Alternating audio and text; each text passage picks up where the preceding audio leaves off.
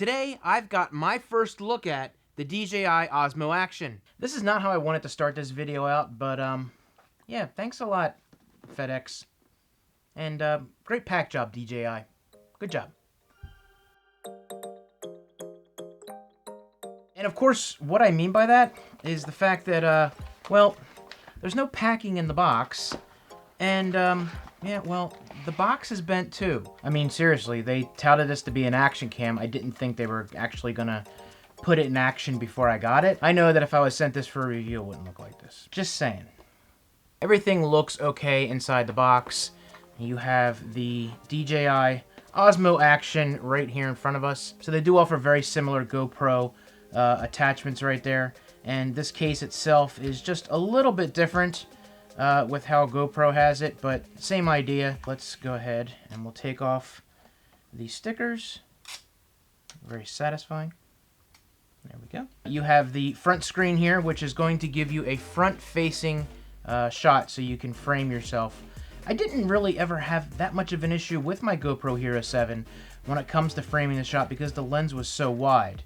So I'm interested to see if there's really anything that's going to help me with down the road. But you have your display on the back as well. And on the bottom here, which is a little bit different, there is not a cover for the battery, but the battery itself is the cover.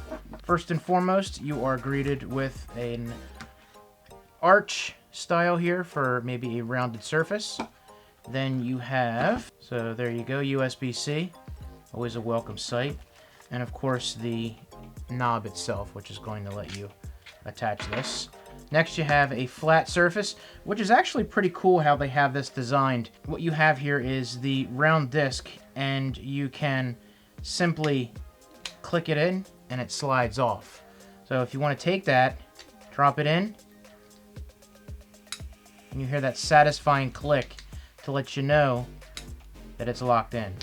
So very cool, and that's something that's going to be easy enough for you to bump that for that to come out. It's a very firm lock that's on that. So they give you a flat version and they give you a curved version depending on your application. Of course, here's the battery itself in a nice little case. And if you notice at the top here, there is your connection to make this waterproof, and that is actually the top of your battery. You slide that in there. That also clicks into place. To take it out, you have to do both of these. You got to grab this and the side. See that? Click that in. Make sure it's in place all the way and flush. Pull here and then pull to the side here. And then boom, you're out. So there are a lot of things that I want to do with this camera. First being, test it out. See how the footage looks at my first impressions. I'll come back and take a look at it and let you guys know what I think, and we'll talk about it together. As far as going over the menus and how to set it up and all that good stuff, if you want to see a video, comment down below, give me a thumbs up, and of course hit that subscribe button, and that way you know when the video comes out. But with that being said, let's head outside. Alright, so it's pretty windy right now. I don't know exactly how much of this is picking up. May have to do this again when it cools down a little bit, but first things first, I do have the front screen turned on, and I do notice that it's just a little bit of a delay, maybe like a half second. Like if I go to grab my sunglasses, I'm grabbing them already, and literally that's when it hits them. Grab them already? Yeah, I'd say it's about a half second to almost a second lag. So that's interesting, but I mean, that's not really the point, is to just to be able to frame yourself. So we'll see. But I think my daughter's here. I don't think she stayed or not. We shall see. I'm going to do a couple more tests before I jump back into the house. Go back to my house. I'm over at the in-laws right now. And do a couple more tests before I wrap it up and sit down and take a look at what we got. So, it's windy conditions right now. We'll see how that plays out. Alright, it's a little later. I'm back at the house now. I'm going to run out. Daughter wants some EQ. So I'm going to go get that, but it's a little darker right now, and I don't have the front screen on. And I noticed when I was messing with this that when I turn this around, I can see myself still in the screen on the back. So it's not just a lag in the front, it's also laggy in the back when you're filming. And I think that has to do with the stabilization. It allows it to be smoother.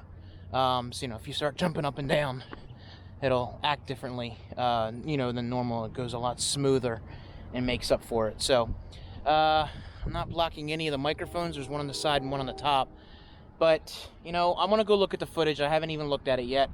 But I'm going to go for a ride, and we'll take a look at the footage. The footage looked pretty good. When it got to a little bit of low light, I could see it starting to struggle a little bit.